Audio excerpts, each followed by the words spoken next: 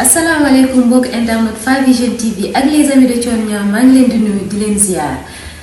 di amaat mbégte tey ñëw fii pour présenter leen seen rubrique ñu ngi ci mois de mars te ku wax mois de mars wax jigéen ñi loolu moo tax tey dañoo dox daagu dem ba Sédhiou pour waxtaan ak benn dame boo xam ni dame bu brave la dame bu battante la moom moo nekk 3e adjointe au maire de Sédhiou. nekk femme entrepreneur nekk en même temps porte-parole nationale du mouvement Jëf donc kooku ñu ngi koy woowee madame Mandiang naa muy mun a jiite dama leen di bàyyi ngeen nuyonteeg moom mu présenté wax leen moom mooy kan ñu soog a démarrer rubrique bi. asalaamaaleykum mbokku internet 5vision TV salaamaaleykum ñi nga xamante ne ñoo nekk ci groupe les amis de Thione Niang maa ngi leen di jox seen wàccuwaay di leen nuyu bu baax a baax. di leen wax ni rek tey man maay seen invité du jour nekk coordonnatrice su Jëf bu Sédhiou nekk également porte-parole nationale Jëf mouvement Jëf nekk également 3e adjointe au maire foofu ca Sédhiou nekk femme entreprenante directrice d'une agence de communication et des relations publiques di yëngu ci wàllum tout ce qui est impression de support visuel ay t-shirt ay casquettes flyers tout ce qui est support nekk également présidente fondatrice du GIE Suñu Avenir mu doon GIE boo xamante ne ñuy yëngu ci wàllum agrobusiness transformation commercialisation produits locaux et également GIE bi également am benn centre de formation bu ñu tijji bu yàggul foofu ca Marsassoum Sédhiou boo xamante ni foofu la ñuy tatagalee foofu la ñuy former ndaw ñi ci wàllum élevage ci wàllum agriculture ak maraîchage ak transformation produits également donc globalement ci loolu laay yëngu ma nekk nag tey seen invité di leen ñaan rek na ko ñëpp fekkee incha allah 21h ba 22h30 su ma juumul ñu fekkee ko ak jàmm ñu mën a gën a waxtaan incha allah rabbi sottante xalaat jërë ngeen jëf. bonsoir à tous salaamaaleykum maa ngi leen di nuyu yéen ñëpp di leen ziar yéen waa amis de Thione Niang di amaat encore une fois mbégte ñëw présenter leen seen rubrique à la découverte d'une amie tey nag comme ni ma leen ko waxee madame Mandiang la ñuy dalal naa may mun a jiite donc damay bàyyi naa may mun a jiite mu nuyoonte wa ak yéen ma soog a démarrer question yi. bonsoir à tout le monde asalaamaaleykum les amis de Thione Niang maa ngi leen di nuyu bu baax a baax di leen jox seen wàccuwaay di leen wax ni rek jërëjëf ci invitation bi Nédi kontaan naa trop ci dalal bi nga ma daral ci groupe les amis de Thione Niang voilà di ñaanal ku ci nekk jàmm ak salaam koor gi nga xamante ne ñu ngi ciy dugg tamit ñu dugg ci bismillah rahmaani rahim ba génn ci alhamdulilah rabbil alamin yal na yàlla defal ñëpp jàmm bismillah. merci beaucoup madame Mandiang naa may mun a jiite ñu ngi kontaan tamit ci niñ la dalal tey moom dama kontaan sax franchement dama kontaan nga nekk sama invité c'est un honneur pour nous voilà bu ñu bëggoon a xam tey kan mooy naa may mun a jiite lan nga ñuy wax. man maa la gën a kontaan alhamdulilah en tout cas kon jërëjëf ci honneur bi ngeen ma defal pour inviter ma ci groupe bi waaw bu ñu bëggoon xam kuy naa may mun a jiite. moom doomu Sénégal la doomu Casamance la alors ma juddoo Ndakaaru màggee Casamance yaroo fa sama yaay di waa Bawol sama papa nekk waa Casamance donc ma màggee fa def fa sama cursus scolaire yëpp primaire ba bu may am bac donc bi ma amee bac aussi ma ñibbisi ma ñëw Ndakaaru nekk université nekk département anglais def fa ñetti at ba licence ma pare ci nekk en même temps di def formation en marketing communication ba niveau master 2 donc entre temps naa jiite bi mu nekkee ndaw am 14 ans mu ngi commencé di jàng li ñu naan politique donc ma di ci tarbiyu boobu ba tey ba yàlla def tamit en 2015 ma jot a def une formation en leadership politique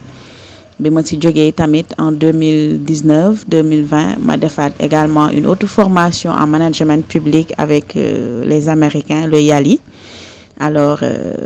am naa nag jaar-jaar bu bari ci wàllum politique mais également ci wàllum entrepreneuriat ndax 2019 2020 la créé sama agence de communication à partir de rien donc bi ma ko créé également ma commencé di si liggéey boobu ba tey teggiwuma ci tànk benn yoon voilà ci kaw loolu tamit ma delluwaat à la base parce que comme ni ñu waxee rek leader bu nekk boo bëggee am fondement bu dëgër da ngay commencer ci suuf jëmbat say mbir donc ma delluwaat Sédhiou fi ma suxeekoo dem jëmbat foofu noonu li nga xamante ne mooy leadership féminin leadership transformationnel dugal ko ci sama askan ci ndaw ñi ci jigéen ñi créer fa GIE bu am doole boo xamante ne ñu ngi développer ay projet yu am solo daal ci gàttal noonu laa mën a présenter woo macha allah. Macha allah, parcours impressionnant. Macha allah, ça se voit que battante nga comme ni ma ko waxee donc ñu delluwaat ci sa cursus scolaire ñu gis ni li nga fi lim yëpp forcément naa Maimouna nekkoon na benn jàngkat bu brillante c'est le cas wala sa cursus scolaire say résultats scolaires nan la doon demee c'était moyen tu étais excellente wala naka la doon demee exactement. Ah, merci beaucoup. Là, j'aurais bien aimé quand même avoir des camarades de classe, des camarades de poumon yoo xam ne mënoon nañu témoigner ci loolu ci man ci biir groupe bi vraiment. Alors j'étais vraiment très excellente parce que diggante CI ba CM2 musuma jël troisième j'étais toujours première de la classe ou deuxième te su ma jëlee deuxième rek xamal ni dama feebar quoi. Alors donc j'ai étudié à l'école 6 de Morikunda à Sédhiou foofu laa defee sama cursus scolaire yépp ba yàlla def ndeysaan ma bokkoon ci les meilleurs yu ñu sélectionné woon ci Sénégal bokk sur les enfants de l'UNICEF nga xamante ne dañ doon voyager di def yenn correspondance yi ak yenn kii comment dirais-je yenn ville yu ñu jumelé woon ak suñu commune et cetera donc bi ma fa jógee également ma jàngee CEM Amadou Mapaté Diagne donc def fa sama cursus au collège boobu aussi c'était pareil bi BFM bi ñëwee malgré ni ñu dugale woon réforme yeeg yooyu voilà j'étais sortie d'office ñu jóge fa également j'ai fait le lycée Ibou Diallo donc seconde ba terminale quand même bi may am bac j'étais deuxième de la classe et j'avais 12 de moyenne. Voilà, c'était un peu chaud cette année boobu aussi mais n'empêche bi may génn aussi j'étais sortie comme troisième du centre et j'étais la seule fille quand même bu amoon troisième du centre après gars yi xawoon juum ci samay notes yóbbu ma deuxième tour mais il s'était trouvé quand même que j'avais déjà eu le bac et tout donc voilà sama cursus daal noonu laa ko mun a jaarale voilà bu ma ñëwee université aussi j'ai pas beaucoup traîné parce que je faisais parallèlement des cours du soir donc en communication marketing comme ni ma ko waxee du coup le matin je faisais des cours à l'université et le soir je faisais des cours du soir à l'ISEC à Sacré-Cœur vous voyez donc mu ngi noonu daal en même temps je cumulais parce que man dama teel a sob donc j'ai cumulé beaucoup de formations nekk ci groupement femmes féministes internationales yi voilà nekk ci affaire yu bari vraiment di voyager partout dans le monde biir Afrique Europe voilà Canada fu nekk Brésil donc fu ne dem teg naa fa sama tànk au moins di défendre la cause féminine voilà mu doon loo xamante ne sama passion la ma sa doon daal. beneen question bi mooy ba nga amee bac ba pare lan moo déterminer ce choix nga dem defi anglais voilà soit dafa am sa entourage ki doon def anglais wala da nga brillantoon au lycée pour def anglais naka lay demee parce que la plupart du temps dañuy gis benn famille boo xamante ni presque ñëpp même cursus la ñuy suivre à l'université wala ñaar wala ñett dinañ par exemple kenn bu defee médecine presque di nga gis 2 wala 3 personnes ci famille bi nga xam ne médecine lañ def kii bu defee anglais di nga gis ñu bari anglais la ñuy def wala sciences éco par exemple lan moo déterminé woon ce choix nga dem def. Alors par rapport à mon choix sur l'anglais c'était évident parce que sama notes yi ñoo taxoon comme l'anglais était ma première langue arabe nekkoon sama deuxième langue donc ma suivre woon ko au moins sama notes yi élevé woon trop en anglais du coup gars yi ci loolu la ñu basé pour orienter ma à l'université Cheikh Anta Diop au département d'anglais mais moi man sama option c'est je voulais faire droit au niveau de l'université de Saint-Louis mais yàlla def bi kii génnee ñu yóbbu ma département anglais donc chose que j'ai pas aussi regretté parce que anglais langue la boo xamante ne langue business la te boo nekkee ci milieu bi aussi forcément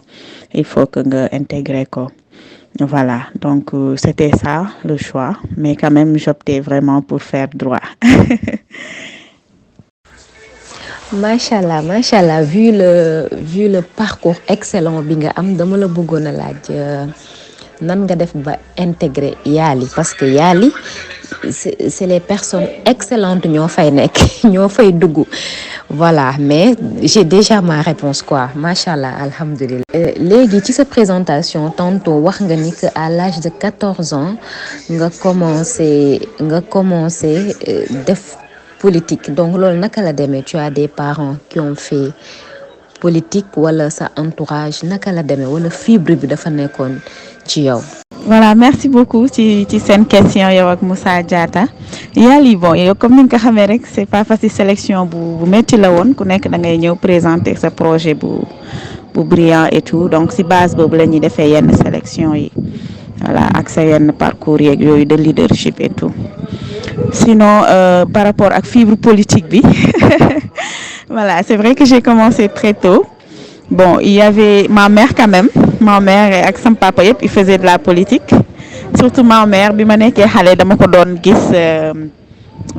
yenn heures yi muy génn di dem meeting et tout. Alors je me demandais mais celle-là qu'est-ce qu'elle fait dehors xam nga ba un jour après ma interpellé leen ñu wax ma ne que ñoom dañuy politique et puis expliquer ma ñoom parti socialiste lañu nekkoon. Voilà donc du coup bi ma sama papa expliqué lan mooy politique ak yooyu ma ne ko moi j'aimerais bien diriger ma communauté être parmi les leaders mais quand même je veux pas être militer dans le même parti que vous bokkuñu vision quoi. Voilà après bi ma demee ba commencer comprendre lu bëri j'ai commencé à fréquenter les communistes voilà j'ai commencé par AJ/PADS authentique. Donc le président Landing Savané moo ma tatagal ci politique ndax ci parti am laa jàngee politique fa laa xamee lan mooy politique fa laa xamee aussi lan mooy leadership fa laa xamee lu bari daal voilà donc ñooñu daal ñoom ñoo ma formé ci politique. Voilà le temps que madame Mandiang répondre question yu mujj yi ku ci am contribution bi nga bëgg a def wala li nga bëgg a wax mën nga ko wax directement voilà. Alors pour ma tontu question wu Moussa bi par rapport ak mairie ba position bu ñu jël ci wàllum agriculture effectivement Sédhiou zone agricole la suñuy maam yeeg suñuy papa yi agriculture lañ doon dundee mais comme jamono moo neex ba léegi ku ci nekk di jéem a ñëw ci réewum taax yi moo tax mu am yenn vide yi te amul transfert de compétences yi war par rapport ak petit-fils ak grand-père. Alors du coup Sédhiou ngay gis koo xamante ne jeune boo xam ne dina am ay hectares mais da ko fay bàyyi mu préférer dem defi émigration clandestine. Alors par rapport ak commune bi initiative bi nga xamante ne ñu ngi ciy travail parce que ñun équipe bu bees lañu. Donc mooy créer ferme communale ferme bu mag boo xamante ne bépp agripreneur boo xam ne bëgg nga investir ci wàllum agriculture wala maraîchage ak yooyu pour commune bi nga ñëw def ko foofu noonu. Alors en dehors de ça man personnellement j'ai pas attendu d'être adjointe au maire pour investir ci wàllum agriculture sànq wax naa ko GIE suñu avenir bi ma créé Sédhiou début bi transformation commercialisation lañ doon def mais quand j'ai vu que le besoin était là sur le marché en légumes parce que nit ñi bu ñuy approvisionné wu ci légumes ci lépp dañuy dem ay Ziguinchor ay Kaolack wala di yónnee ba Dakar donc c'est là que j'ai eu l'idée quand même et l'initiative de créer le centre de formation agricole CIFA boo xamante ne dama ci am partenaire yu ma siy jàppale ba ñu créé ko au niveau de Taïba Marsassoum centre de 3 hectares la boo xam ne dañ fay former ndaw ñi ci wàllum agriculture ci maraîchage ci élevage donc pour man chaque cohorte bu génn au moins dina génnee 90 jeunes ba une centaine de jeunes donc loolu impact bu mu mën a am mooy renforcer un peu les agripreneurs dans la zone pour que Sédhiou mu mën a am yenn autonomie ci wàllum produits agricoles yi. voilà xam naa le temps ngay répondre yeneen question yi rek damay continuer ci question politique bi ci sa parcours politique yan difficulté nga ci jote jànkonteel am na ay difficulté ça a été facile pour yow naka la demee exactement ak tey nga dem tey ba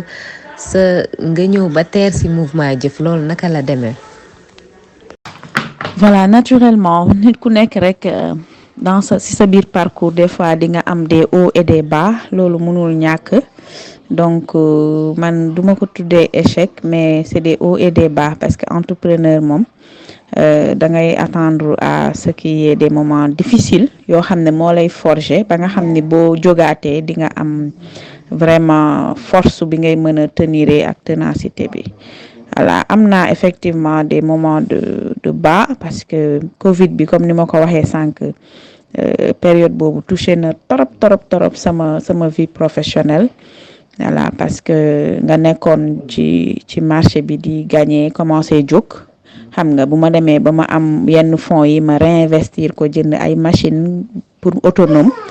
balaa may am retour d'investissement Covid bi ñëw presque 1 an 2 ans nga tëj sa entreprise loolu vraiment metti na trop te amuloo ba léegi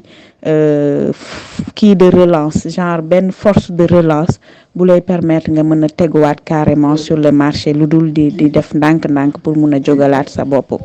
tu vois donc du état du lenn loo xam ne lu la renforcer vraiment pour nga mën a jóg donc résilience boobu noonu metti woon na trop à un moment donné fonds yu ndaw yi ma amoon dama demoon Casamance ubbi fa benn boutique voilà donc j'ai quitté de directrice d'agence à Diallo boutique rien que pour mën a tenir am benn résilience xam nga tenir la location de l'agence et tout ça c'était pas chose évidente mais quand on est entrepreneur quand même il faut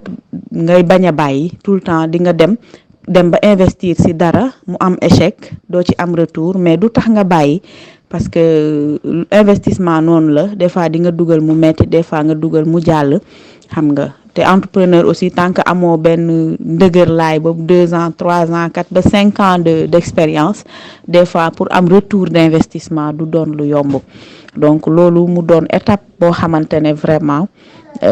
dund naa ko dans ma vie mais taxul ma baisser les bras parce que ba léegi maa ngi ci di tenir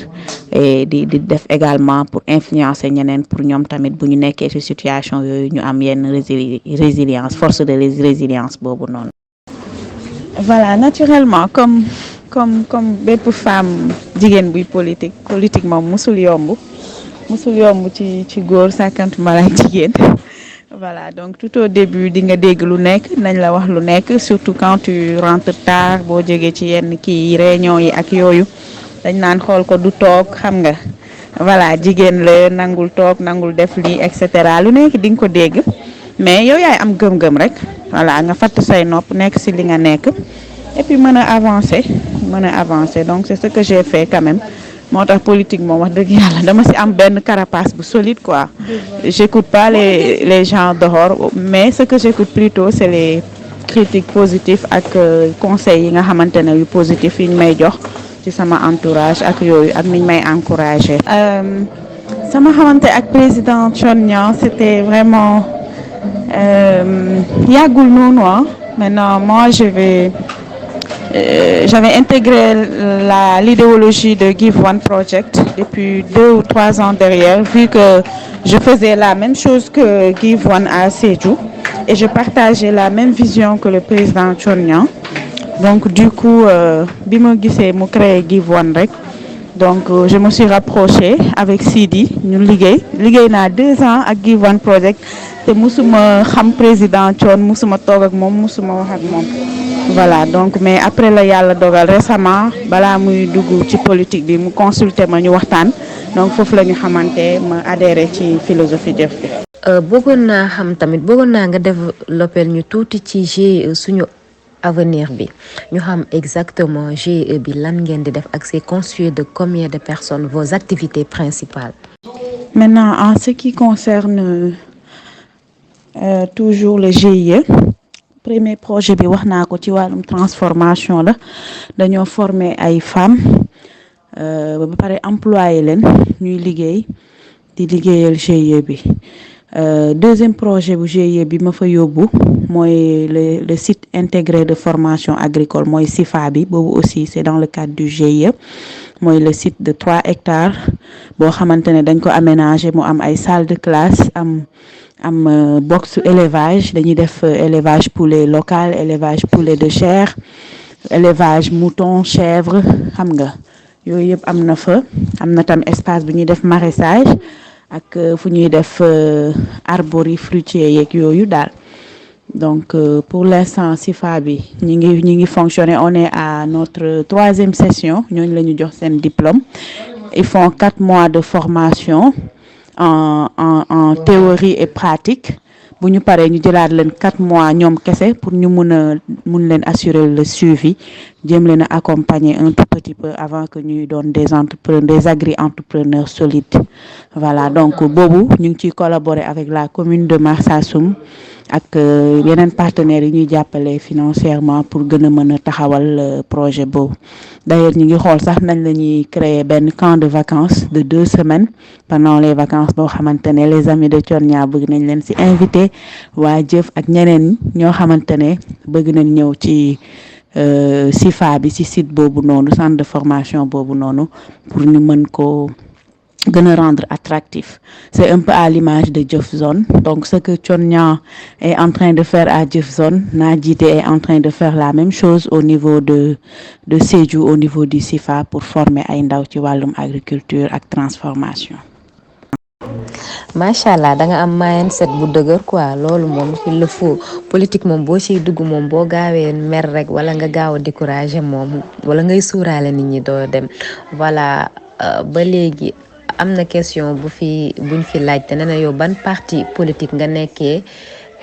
3e adjointe au maire. ci loolu noonu sax Moussa Diatta posé na ci question ne na yow ban parti nga njëkk a militer ak sa intégration ci mouvement Jëf bi nan la demee voilà. mais bi par rapport ak parti politique bi ma duggee ci mairie bi non man sama mouvement politique laa duggee ci mairie bi parce que au niveau local j'ai créé un mouvement qui s'appelle Mouvement Espoir de Sédhiou voilà donc mouvement boobu moom laa duggee ci bannière mairie bi ma jàppale la coalition Benno Bokk Yaakaar foofu ba ñu gagné mairie bi donc bu ñu paree tamit bu ñuy ñëw ci choix wu présidentiel ma ànd ak mouvement bi pour renforcer le jëf du président Thionia donc moi j'ai un mouvement bien structuré au niveau local bien fonctionnel également te ci bannière boobu laa duggee à la mairie voilà. macha allah on a vu que yaa ngi def ay jéego yu rafet ci foofu noonu mais tey est-ce que naa tey tu te vois dem GIE boobu noonu tey dem ba tas ko ci ñetti région yi nga xam ñoom ñoo nekk ci Casamance parce que mën na nekk vu sa ambition vu sa détermination est-ce que tey yaa ngi xalaat par exemple yeneen région yi nekk Casamance nga tas fa GIE boobu noonu ba nga xam ni tey femmes yi dootuñu am besoin dem feneen ñu leen di former wala ñuy woo ñeneen ñuy jóge ci yeneen région Dakar wala feneen di leen former mais Casamance ci boppam région naturelle Casamance ci boppam li mel ni ay Ziguinchor yeneen région yi Kolda yooyu noonu dinañu am région bu nekk wala département bu nekk wala commune bu nekk dina am benn groupement boo xamante ni dinañ leen former ci lii nii maanaam GIE bi ndax yaa ngi xalaat def GIE bi de telle sorte que mu tas ci biir Casamance bi yëpp. beaucoup Neddy pour la question bon d'ici 10 ans 12 ans ou 10 ans comme niñ ko waxee 5 ans 10 ans fu may gis sama bopp bon fu sori parce que yàlla rek moom moo xam moo yor destin nit mais sama gëm-gëm moom dépassé na xëy na niveau bi ma nekk actuellement. gis naa sama bopp tey gën a nekk ci instance yu gën a haute de prise de décision dans ce pays muy hémicycle bi muy ministère yi muy direction yu mag yi ak yeneen voilà fu sori la xool quoi maintenant mun naa dem sax ba bañ a nekkaat di politique Sénégal dem di liggéeyal Afrique nekk Nations Unies et cetera yooyu yëpp xëy na bokk na ci samay programme d'avenir ci wàllum management public. Voilà, donc foofu daal laa xam ne question boobu noonu laa ko mën a poser. Bien sûr loolu kay élargissement boobu kay moom dama ko xalaat di ko jëfee depuis parce que GIE bi ma ko créé Sédhiou ba ma gis ni am na ossature alors gars yi di ma woo fu nekk jeunes yi région bi ne ma nan la ñuy def ba bokk ma ne leen fexe leen ba ngeen organiser wu en groupe ba ngeen xam ne di ngeen créer GIE bi dans votre zone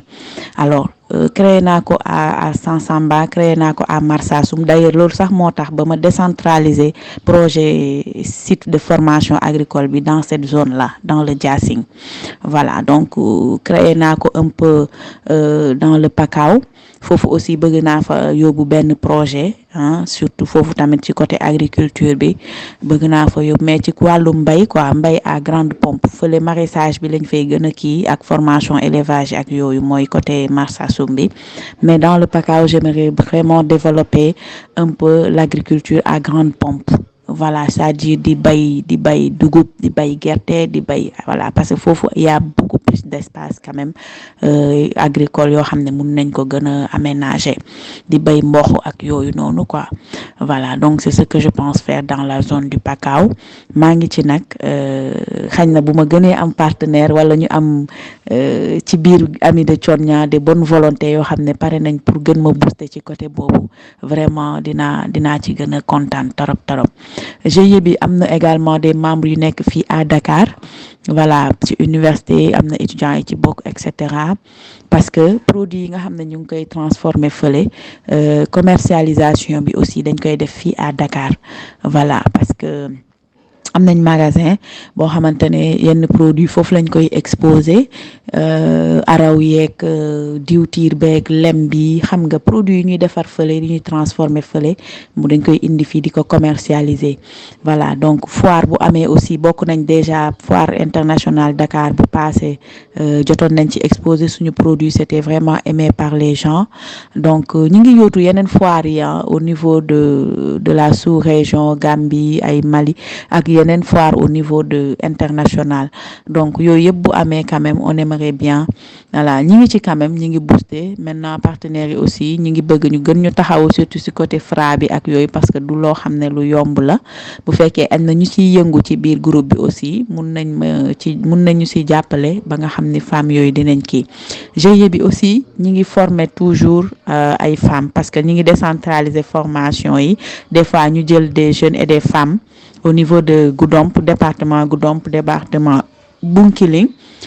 ñu former leen jox leen ay attestation et tout les Lions di jëf aussi jot nañu def déplacement ñoo fekk ci GIE suñu avenir Sédhiou ñu former ñu ci affaire u saabu affaire u eau de javel ak madar bi ak yooyu yëpp donc loolu tamit dañ ko élargir ci région bi yëpp la ñu sélectionner les femmes et des jeunes ñu ñëw fekk ci ñu pour ñu mun a bénéficier wu ci xam-xam boobu ci formation boobu maintenant li ñuy ñaan rek li nga xamante ne moom mooy sama mbëbët pour GIE bi mooy ñu dem ba am suñu unité bu mag a mag genre usine boo xamante ni dinañ mën di transformer ay produits Casamance foofu noonu parce que àll bi bëri na ay produits yoo xam ne c'est peu exploité madd bi tool beeg mango yeeg yépp xam nga donc tey à l'image de Kirène mi di defar Presea ak yooyu ñun bëgg nañ am unité yu mag foofu noonu porté par les GIE loolu mooy suñu vision bu mag maintenant ñi ngi pousse rek pour mu mën a réaliser wu voilà ñu ñaanalante vraiment ba ñu aboutir nga xamante ne dinañ ko tas Kolda Ziguinchor un peu voilà et puis avantage bu ñu am Casamance mooy jege nañ marché Guinée bi jege nañu Gambie donc écoulement produit warul mën a metti torop bu ñu amee une usine yu mag yi voilà donc loolu moom vraiment ngeen ñaanal ñu ci bu baax a baax ngeen ñaan. Machallah, c'est ce qu'on appelle être ambitieux. Vraiment, vous êtes très ambitieuse et ñu ngi la koy ñaanal man je dirais même pas Sénégal mais ci instance internationale yi voilà laay gis man foofu laa lay gis vu sa parcours ce cursus franchement man je suis fan quoi man sa fan la voilà donc ci instance internationale en Afrique un peu partout dans le monde pourquoi pas parce que am nga capacité yi am nga volonté bi donc détermination mu ngi ci yow pourquoi pas yàlla mën na lu nekk te ñu ngi la koy ñaanal franchement du fond du cœur. mais naa question yi bëri nañ bëri boo xamante ni foo ma yeggali ko gars yaa ngi may poser question yi ci suuf te foo ma poser la ko di nga ñu dinañu demaat tuuti dinañu puusaat heure bi tuuti de parce que tey invité de marque lañu am voilà am na sànq maa ngi lay poser question ci GIE bi nga wax ñu tuuti ci GIE bi bu ñu jógee ci GIE bi tamit ñu ñëw ci Lifecom ton entreprise de communication nga wax ñu exactement kañ nga ko créé début ça a été difficile wala yomboon na ci yow voilà rapidement rek. Alors su ma ñëwee ci wàllum agence de communication bi boobu je l'ai créé en 2019 bi ma koy mettre en place c'était très compliqué parce que je venais juste de finir mon master non maa ngi woon master 1 pareegu moon sax master 2 mais je me suis dit que comme c'était mon projet quand même après sama cursus scolaire il fallait que ma taxaw ci. J'ai démarré avec 0 franc l'agence. Donc, comment j'ai démarré l'agence? Comme j'avais déjà eu à faire des stages dans de grandes agences de communication et d'événementiel. Donc, le peu d'expérience que j'ai cumulé là-bas, ma takk sama fit ne jot na man aussi ma créer sama bopp sama agence bopp. Voilà, donc j'ai échangé avec quelques amis de classe ñoo xamante ne c'était mes collaborateurs. Donc ñoom laa àndal ba créer agence bi ma koy lancé aussi c'est à travers Facebook moo lancé l'agence comme ni ma ko waxee j'avais rien 0 franc mais j'ai créé une page sur Facebook defar sama logo agence bi def yépp. Alors il s'est trouvé que comme j'ai beaucoup d'amis sur Facebook bi ma ko lancé ma def service yi nga xam ne moom laay offrir genre ay defar ay impression t-shirt ay casquettes ak tout ce qui est support visuel ay banderoles carte de visite yi tout ça. Donc, j'ai commencé à avoir de petits clients qui m'interpellaient de gauche à droite. Au début, je faisais de la sous-traitance. Donc, damay dem ci imprimerie yu mag yi sous-traité et tout. Donc, noonu laa def quand même ba am sama NINEA am registre de commerce papier entreprise bi yëpp ba mu mat ma commencé di dugg ci marché public yi su ma gisee appel d'offre ci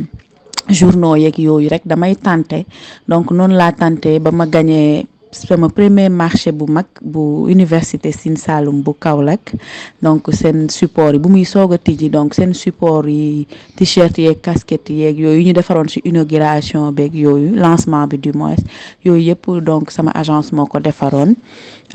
yeneen support yi ñu def daal globalement sama agence moo ko defaroon donc bi marché boobu bi ma ko gagné après ci laa ne nag jot na ma gën a rendre professionnel l'affaire ma am local am espace am personnel commencé di œuvrer donc ba bu période Covid bi ñëwee ci la xaw a vraiment gàllankoor suñu liggéey parce que événementiel bi nga xam ne maa ngi ci doon yëngu di organiser ay gala yu mag ay Radisson ay teeru bi yooyu noonu donc loolu yëpp dañ ko mujjee woon arrêté. xam nga événement bu amatul kenn dootul commander support et cetera donc agence bi noonu lañ demee ba benn instant ma daal di koy tëj parce que dama doon fay location noonu alors qu'il y avait pas d'activité il y avait pas de commande vous voyez donc c'est comme ça que les choses sont passées. Entre-temps nag ma nekk ci politique bi ma marié wu ci diggante bi am bébé du coup voilà instant yi ci période relancer waat agence boobu laa nekk mais n'empêche je suis toujours avec mon métier quand même qui est la communication. am na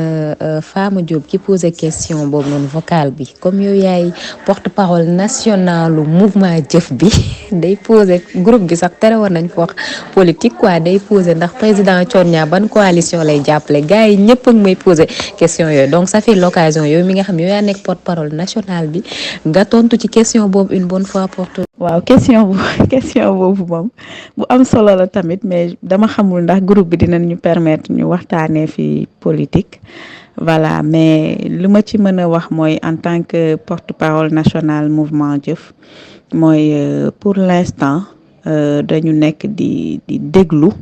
xam nga di déglu leader yi nga xamante ne bokk nañu ak ñoom vision et que ñu sentir tamit liggéey ak le président Thione Niang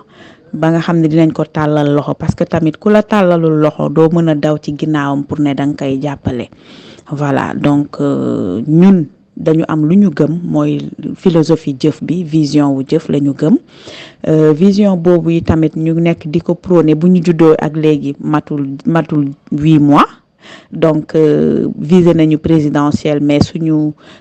candidature dañ ko bloqué avec tout ce qu'on a fait comme travail ci biir parrainage bi ak yooyu malheureusement ñu bloqué suñu candidature mais taxul ñu ngi rester toujours ci suñu gëm-gëm suñu vision xeex nañ def nañ lu nekk pour ñu mën a reprendre le processus dem nañ ci dialogue bi wax ko fa etc mais malheureusement ça n'a pas abouti donc comme noonu la demee gars yi maintenir nañ yenn 19 candidats yi donc pour l'instant aussi ñun mënuñu tëb rek di dal fu nekk boo nekkee mouvement yor mbooloo bu bari dinañ am divergence de vision mais n'empêche li gën rek mooy taaxirlu xool ki nga xamante ne bokk nga ak moom gëm-gëm nga mën a ànd ak moom buñ ñu tàllal ci kaw ñu tàllal ñu loxo voilà donc loolu aussi parce que campagne dafa am ay soubassement ne rek dama bëgg a jàppale diw nga jël sa mbooloo yëpp jëm dem ak moom te yow campagne dafa laaj moyen campagne dafa laaj lu bari xam nga donc yooyu yëpp dafa laaj nga waxtaane ko ak ndeyu mbilli gi donc ndeyu mbilli yooyu noonu bu ñu ñëwul ci tàllal suñu loxo pour nga jóg rek dem ne da ngay jël sa mbooloo def nangam day xaw a doy waar tuuti xëy na ci niveau boobu la ñu toll juste en plus de ça aussi campagne bi dafa bett ñëpp kenn xalaatul woon ni le 24 bi dinañ voter ak yooyu donc y a beaucoup d'anomalies quand même yu nekk ci suuf mais on espère vraiment que xëy na fii ak diggante ba ñu naan ba 2e tour décision mun na am ñoom moom daal ñu ngi dégloonte rek de toutes les façons foofu daal la ñu wéer l'affaire pour l'instant. Voilà, j'espère que leer na les amis de Thione Niang yéen ñi nga xam ne pas plus tard qu'aujourd'hui rek am na ko dugg poser question bi tey ci suba temps yëpp même question bi la ñuy poser donc j'espère que leer na porte-parole national mouvement jëf wax na donc réponse baa ngi noonu. naa li ñu dese ci temps bëriwul de mais question yi des na tuuti rek voilà question yi des na tuuti donc dañoo am na ku posé benn jigéen bu posé question bu importante nee na ak sa parcours sa cursus say activité naka la ko sa partenaire sa conjoint di gisee ndax mu ngi la ciy jàppale ndax parfois day metti wala du metti nee na tamit nga joxaale conseil jigéen ñi nga xam ne ñoom ñooy entreprendre ñoom ñooy nekk ci yenn activités yu bëri yi nga jox jigéen ñi conseil joxaale seen jëkkër yi conseil tamit pour ñu jàppaleen parce que xam na ni activité yi ngay def il faudra que nga am conjoint boo xamante ne daf la ci comprendre yan conseil ngay jox jigéen ñi ak yan conseil ngay jox góor ñi tamit ñi nga xam ne seen jabar dañuy entreprendre dañoo nekk ci yenn activité yu bëri. Voilà, sama partenaire, sama conjoint, nu mu ko jëlee c'est très positif parce que xëy na bi ma duggee ci ménage bi deful matagul ñetti at mais maa ngi ciy sant suñu borom bu baax parce que sama partenaire dafa bokk ak man d'une part dañu bokk même milieu muy milieu politique parce que mu doon moom it kilifa ci dëkkam doon fa maire. xam nga donc on se comprend surtout aspect politique bi on se comprend dañuy waxtaan te et puis daf may conseiller tamit lu bari wax dëgg yàlla daf ma ci accompagner di ma conseiller xam nga des fois su ma naree wàcc sur le terrain moom laay àndal et cetera donc loolu noonu franchement maa ngi sentir son soutien vraiment ci sama wet voilà donc ci wàllum compréhension liggéey bi ak ménage ak yooyu côté boobu moom wax dëgg yàlla amu si benn problème wax dëgg yàlla waaw mi ngi may comprendre mi ngi may jàppale xam nga donc des fois su ma naree génn wala ma am yenn rendez-vous yi moom day téye bébé bi man ma dem xam nga voilà donc on se comprend et puis c'est le plus important xam nga mi ngi jàpp ci mbir mi également parce que daf ma fekk ci liggéey boobu donc ma nekk ci liggéey wàllum professionnel di liggéey donc mu fekk si ma si donc deful lu dul gën ma ci renforcer gën ma si jàppale te loolu dañ koy sante yàlla bu baax a baax parce que ku nekk da ngay ñaan aussi am partenaire boo xam ne comprendre na la et puis vous partagez les mêmes visions xam nga voilà donc politique bi bokk nañ parti bokkuñu parti le plus important mooy soutien bi nga xamante ne mu ngi koy am ci man te loolu sant yàlla bu baax a baax di conseiller aussi góor yi nekk fii yëpp nañu def noonu voilà gën a am compréhension parce que jigéen dafay bëri pression quotidiennement naturellement surtout nga nekk jigéen biir Sénégal nekk leader politique nekk chef d'entreprise nekk maman xam nga pression bi day bari ci yow xam nga voilà mais boo amee partenaire boo xam ne moom it am na capacité wu gérer sa pression rek waaw loolu moom sant yàlla la daal. jigéen ñi lu ma leen di conseiller c'est très simple, j'ai l'habitude de le dire ñun dañu am d'abord suñu ay base gis nga nit boo wàccee ci ànd boo dem fekk fa boroomam foofu la àdduna bi toll parce que le monde est devenu un village planétaire donc ñëpp xamante ne ñëpp kii nañu et cetera mais yow boo demee ba riir yàlla sax wax na ko ci alquran yonent bi jàngale na ko gis nga nit boo xamatul foo jëm dellu ci say valeur dellu ci fi nga jóge donc ñun Sénégal dañu yàgg am suñuy valeur ñun suñuy yaay ñooy suñu base suñuy maam yu jigéen ñooy suñuy base tey jii boo gisee talaatay ndeer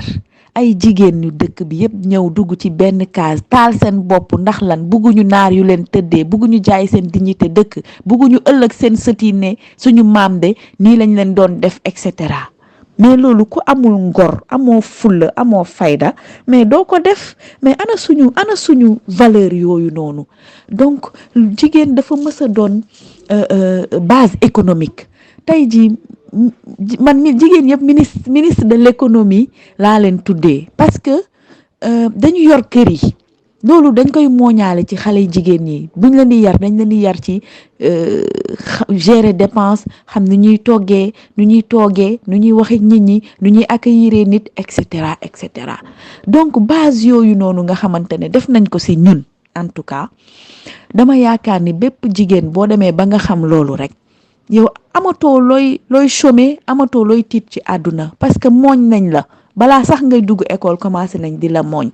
man sama yaay da doon tukki di def ay weer ci biti xam nga mais dépense yi ñun ñoo koy yor bu ñu xëyee daw dem marché ñëw teg jàngi 10 heures wàcc midi ñëw duggaat ci waañ bi togg et cetera te yow togg bi ñu la jàngal tey boo demee ba yenn niveau yi yow même boo jàngul sax yow waroo chômer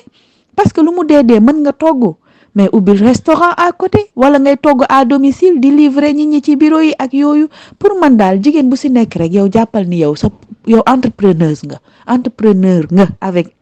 eux à la fin voilà que yow créatrice d'emploi nga que yow da nga war di joxe éducation di joxe di accompagner et cetera te jigéenu Sénégal yeewu nañ ci léegi kenn toogatul ñëpp a ngi takk seen ndigg di leen juste di wax gàcce ngaalaama gën leen a yokku voilà gën leen a yokku te bu leen xeeb seen bopp benn yoon bu leen teggi seen tànk benn yoon parce que tey man damay am fierté au niveau de ma commune su may def visite ci école élémentaire yi des fois je vois qu'il y a beaucoup plus de filles que de garçons des fois on me dit que chaque année c'est des filles qui sont premières de la classe et cetera donc je me dis que la tendance va se renverser d'ici 10 ans d'ici 15 ans et cetera peut-être léegi dina am ñu koy bañ mais bu ñu demee ba ci kanam jigéen ñi dinañ am xam-xam ak mënin boo xamante ne ak cas boo xamante ne bu ñu téyee gouvernement dinañ ko diriger bu ñu téyee direction comment dirais-je agent entreprise dinañ ko diriger bu ñu téyee yeneen ak yeneen dinañ ko diriger comme il faut donc jigéen ñi bu leen bàyyi benn yoon. C'est vrai que góor ñi raw nañu des années avant ñi jigéen ñi di commencer di dugg école avant jigéen ñi di commencer di voter moo tax parité bi tardé et tout mais on ne doit pas baisser les bras c'est maintenant qu'il faut être encore beaucoup plus forte si on a un conjoint qui appuie c'est bon si on ne l'a pas on se dit c'est pas la fin du monde on va avancer parce que am nañu cerveau am nañu deret am nañu xol buy daw comme góor ñi nuñ ko amee donc on avance ci li nga xamante ne mooy li ñu gëm bu leen teggi seen tànk benn yoon nous sommes la base de l'économie de notre communauté nañ ci nekk nañu bàyyi tàccu biir kese ci politique suñu yaay tàccu nañ ba sonn amuñu benn position bu solide pour défendre suñu Sénégal donc ñun ñi nga xam ne suñu génération la on ne doit pas faillir à notre mission et puis léguer également valeurs yooyu noonu à nos enfants et à nos petits-enfants di wax góor ñi aussi bu kenn teggi sa tànk nañu gën a jàppale jigéen ñi duñu seeni noon nañu gën a jàppale jigéen ñi mais ñoom i tamit nañu nekk ci mbir mi ak valeur yoo xamante ne vraiment yàgg nañ ko fi gis voilà donc tey man loolu laay joxe comme conseil vraiment par rapport ak jigéen yi. naa tamit am ki nga xam ne posé na fi question man sax question boobu bëggoon naa ko posé mais la personne m'a marché sur la langue ne na naa may mun a jiite yow certes Dakar nga juddoo mais Sédhiou nga yaroo màggee fa defee fa sa cursus yëpp nee na tey nga am li nga am expérience bi nga am parcours bi nga am nga delluwaat Sédhiou loolu noonu fibre patriotique la nee na pourquoi naa toogul Dakar wala toog fenn di dund belle vie am di liggéey wala di voyager di ñëw nee na loolu noonu mu ngi la ci encouragé ba pare nee na lan moo la may courage boobu noonu pour nga def un retour à la source dem jàppale sa communauté vu que mënoon nga toog Dakar wala nga toog benn lieu bi nga xam ne macha allah quoi mais certes waxuñu village neexul wala kii mais dañuy gis la plupart temps bu ñu tekkee rek dañuy bàyyi fu ñu jóge dañ koy fàtte naa lan mooy sa force. voilà merci beaucoup ci question boobu man sama force sama tur moo ma ko njëkk a jox ndax naa mooy yaay te yaay mooy base xam nga donc naa mooy yaay ci soose man sama papa soose la ñu dëkk Pakaaw awma lu dul sama communauté xam nga donc su ma fa delluwaatul xaw ma fan laa war a dem voilà donc nit moom lu mu metti rek da nga war a am ancrage te wax dëgg yàlla loolu dama ciy gërëm bu baax samay parents parce que inculqué nañ loolu noonu si ñun xam nga ba nga xamante ne vraiment am nañu cœur bi ñu mën a delluwaatee ci suñu communauté pour gën leen a taxaw gën leen a jàppale et puis aussi dama gëm ni man développement ci suuf la war a commencer pour jóg te bi ma paree la formation di Yali dañu ne vous êtes des leaders maintenant allez-y impacter positivement dans vos communautés. La première question que je me suis posée je me suis dit mais man fan mooy sama communauté effectivement c'est la Casamance parce que toute ma vie est concentrée là-bas mes parents mes amis mes proches tout le monde moo tax ma delluwaat ci sama communauté pour jëmbat li nga xamante ne vraiment loolu moom moo war a développer gox bi primé nañ ma fa meilleure femme de l'année en 2020 femme politique plus influente étant jeune xam nga nekk la plus jeune mairesse xam nga donc également mairesse bu jigéen mu ngi fay soog a am ci atum ren xam nga donc yooyu yëpp mbiru yàlla moom mooy tudd leadership si nit xam nga mais même bu ko tuddee si nit ki aussi danga ci boole benn background te man loolu xëy na chance la boo xam ne am naa ko dans la vie ma jàng loolu noonu leadership bi dama ko jàng tarbiyu ko également ci ay leader yu mag yoo xamante ne ñi ngi woon fii Sénégal def tour du Sénégal plusieurs fois pour xam sama communauté sama terroir loolu yàlla def na ba ma teel ko def wax dëgg yàlla balaa may am sama 20 ans wër naa Sénégal 3 ba 4 yoon gox bu nekk ma dugg fa pour xam lan mooy richesse u ñii lan mooy culture u ñii et cetera donc su ma delluwaatee tey ci sama bos pour gën leen a dooleel wax dëgg yàlla c'est pour renforcer ma région parce que li ma gënoon metti bokk na ci bu ñu nee Sédhiou mooy région bi gën a pauvre alors que Sédhiou mi ngi am potentialité bu am solo xam nga surtout ci wàllum agriculture xam nga donc bi ma demee ba ma jàngat loolu noonu ma ne man dafa jot nag wax dëgg yàlla ma gën a taxaw ci sama biir communauté quel qu'en soit les maigres moyens que j'aurai xam nga xëy na nekkuma milliardaire nekkuma millionnaire bu kii affaire yooyu mais le peu que j'ai d'expérience dinaa ko dem partager ak ñi ma bokkal gox loolu moo tax may def des exploits au niveau de ma communauté di influencer les jeunes à ce que ñu embrasser ce que c'est l'entrepreneuriat ñu embrasser li nga xamante ne mooy développement te gis naa ni ñoom tamit ils ont compris ñi ngi ciy góorgóorlu ku ci nekk rek yaa ngi agrippé wu pour mën a jël ci conseil yooyu ak ci orientation yooyu ak ci formation yooyu sant yàlla la bu baax a baax vraiment naa donc ñu ngi waaj a jeexal l'émission ça reste juste quelques minutes donc dama bëggoon tey nga wax ma situation dëkk bi nan nga ko gisee politiquement ak économiquement ak sur le plan social relation entre nit ñi tey impact bi nga xam ne politique bi def na ko entre nit ñi ci relation yi ak politique de développement yi nekk Sénégal tey est-ce que selon yow nit ñi ñu ngi ciy gis seen bopp ak politique bi en général nan nga gisee situation dëkk bi en résumé rek benn 2 minutes. waaw en résumé situation dëkk bi dafa di loo xamante ne dafa doy waar man des fois damay toog ma ne man xàmmeetuma Sénégal parce que man leader yi ma jàngal politique dañu doon ay leader yoo xamante ne dañu dal dañu am yar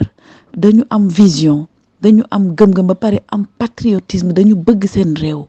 donc opposé wu nañu des années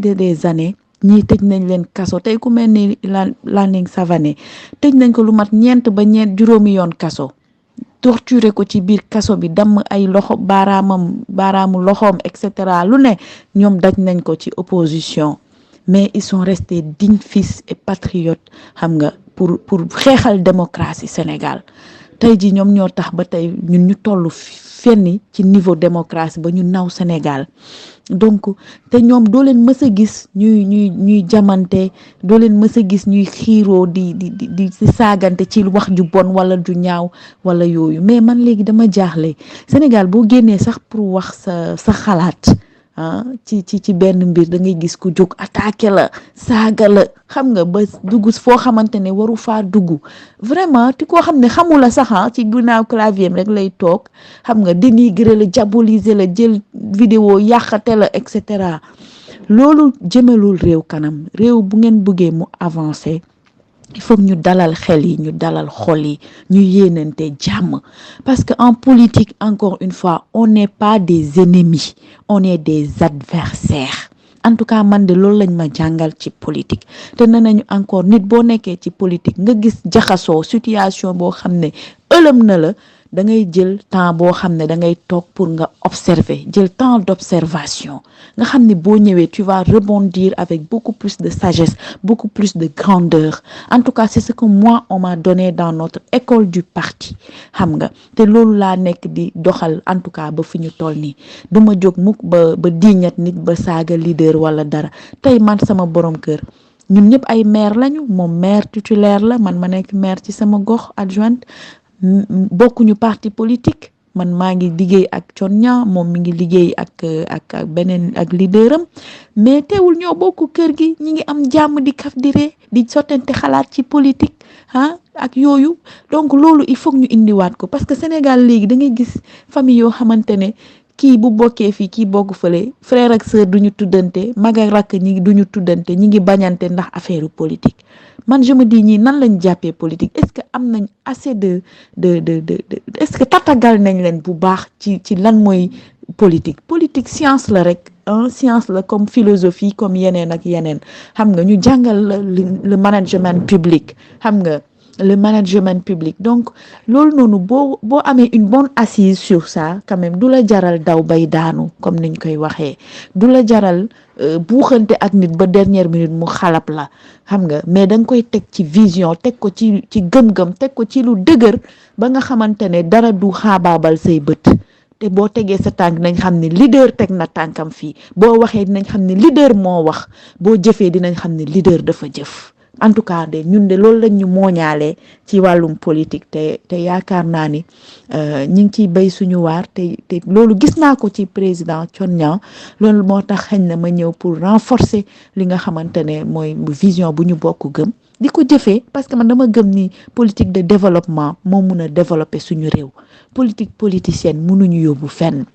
nga ñëw meeting jot wala campagne jot nga taxaw pour def ay promesses yoo xamante ne jéggi daayo moment venu pour nga appliquer ko doo ko appliquer wala booy appliquer nga jël juste say militants wala say sympathisants wala ñu farandoog yow nga appliquer ko ci ñoom nga xalab ñeneen ñi alors que yow politique gu askan lañ la wax yow management politique lañ la wax xam nga donc loolu wax dëgg yàlla ñun ñu ngi koy jëfee ci suuf parce que ñun ñu ñuy former wala ñu ñuy accompagner ñooñu am na ñoo xam ne sax bokkuñu sax ak ñoom vision politique mais ñu ngi liggéey ak ñoom parce que si suñu askan la ñu bokk vous voyez. Donc ñun on doit mettre la patrie avant le parti, on doit mettre l'intérêt général avant l'intérêt personnel et puis le respect réciproque. Loolu je pense que buñ ko defee ci Sénégal ñu inculquer loolu ci suñuy doom suñuy rakk, yenn niveau de violence yi verbal ak yenn violence yi dina wàññeeku bu baax a baax, parce que tey mag bu jóg ñu saaga la, kilifa bu jóg ñu saaga la. Sénégal respecteetul kilifa, respecteetul parent, respecteetul dara. Loolu nag réew bu koy def en général da ngay gën a dellu ginnaaw, te ñaanuñu ko yàlla, bëgg nañu sauver suñu Sénégal, moo tax ñu téye toujours en politique pour yaakaar ni dinañ ko mën a jëfee vraiment pour changer suñuy valeur. Machallah, j'assiste à un cours magistral quoi. Je dirais que cours magistral là nek di déglu ni, ça se voit que yow xam nga politique, jàng nga ko. Et ni nga résumé situation bi non la en situation politique dëkk bi légui les relations se sont tellement fragilisées. Man personnellement, j'en sais quelque chose parce que dama ko dund. Ñeneen ak ñeneen dem rek amna ki ma ci doon waxtaanal ci biir mouvement Jëf bi ak Givon Project bi. moom mu ngi dund la même chose, ñeneen ñu ngi dund la même chose, parce que voilà, les gens se disent que soo àndul ak man danga ma compte, soo àndul ak man baaxoo, soo àndul ak man nekko ci voie bu baax bi. C'est des situations qu'on vit tous les jours. Donc il est temps que nit ñi ñu xoolaat suñu bopp, delluwaat suñu ay valeurs, partage bi, teranga bi, parce que le mot teranga ça résume tout, hein. Mais Sénégal, franchement, actuellement, man, j'ai peur, hein. J'ai peur, franchement. En tout cas, wax nga lépp. Diatta, merci beaucoup ci contribution yi. Thionnion aussi numéro 2 gis nañ la, mais di wax waa groupe bi tey kontaan nañ. Question yi bëri woon na, des na de mais dafa guddi. Bëgguma monsieur Mandiang wax ma dara, loolu moo tax ñu yemale ko fii rek ba beneen yoon. Naa may mun a jiite, maa ngi lay wax ni kontaan naa tey, mbégte laa àndal tey pour waxtaan ak yow tey, et je sais que li ñu waxtaan fii yëpp tey waa groupe bi dinañ ci jëriñu, même ñu bokkul ci groupe bi dinañ ci jëriñu, ndax ku bokk ci groupe bi déglu di nga mën a jottali sa waa kër. C'était l'objectif en fait, partager waxtaan, partage d'expérience, partage d'idées, hein, conseils et tout. Donc merci beaucoup à toi et on te souhaite une très bonne soirée. Merci beaucoup. Nga toog ak ñun boobu ba léegi 20h ba léegi c'est pas du tout facile, donc mais def nga ko. Merci beaucoup. Merci Nedi, vraiment merci à tous ceux qui ont participé dans cette émission. Ñoom Moussa, ñoom Maïmouna Guindo, ma grande sœur. Voilà, mënuma lim ñëpp, mais tous les amis de Thionnion, je vous dis merci. Voilà, effectivement, c'était pas évident, mais n'empêche, il fallait quand même ñu def ko, joxe suñu temps pour que ñu mën a waxtaan ak ñëpp, parce que ku ci nekk rek xëy na mbégte la nga partager sa jaar-jaar ak ñeneen. Buñ lay conseiller ñu conseiller la, yow tam boo leen di conseiller nga conseiller leen, ndax àdduna loolu rek lañ fi am. Vraiment groupe bu les amis de Thionnion aussi tey su ma amoon message bi may leen di transférer mooy tey man bëgg naa ngeen ñu gën a taxawu ci benn mbir, c'est-à-dire ñu jël ay initiative, groupe bu les amis de Thionnion, pourquoi pas di organiser ay gala yoo xamante ne dañuy primer des meilleurs entrepreneurs, des meilleurs je sais pas, organiser ay initiative yoo xamante ne voilà dina impacter ci communauté bi, dina gën di encourager tamit ay nit, parce que Sénégal des fois loolu moo fi manqué, mooy coon lu muy wax rek, le Sénégal ne sait pas créer des champions, mais on sait tuer des champions, enterrer des champions. Jour bu mu koy wax ndeysaan, jour boobu ci émission wu Maïmouna Ndour ba la woon, xam nga, ba moo tax jour buñ ko jamee paaka sama xol dafa jeex, dafa delluwaat ci coon jour boobu muy wax loolu, sama xel image boobu rek moo doon ñëw, xam nga. Donc ñun aussi je pense que dafa am solo tey ñu gën a waxtaan ci groupe les amis de Thionnion, wàllum entrepreneuriat bi, xool nu ñuy créer ay foire, initiative yooyu noonu, ay mini foire, ay affaires yoo xam ne dina gën a booster, impacter aussi ci Sénégal, ci suñu communauté. Man loolu daal su ma koy wax wala su ma koy joxe comme conseil, loolu laay joxe comme ay idée, vraiment peut-être mun nañ ci gën a waxtaan, gën ko approfondir, parce que loolu yëpp ci action la bokk, ci jëf la bokk. Te yaakaar naa ni boo nekkee xaritu nit te mu am benn vision aussi danga ko siy gën a accompagner rek, gën ko ci renforcer, te vision boobu noonu pour Sénégal yëpp la, wax dëgg yàlla remercier leen bu baax a baax kontaan naa trop ci invitation émission bi monsieur aussi nee na ma wax leen ni kontaan na trop voilà et que voilà vous avez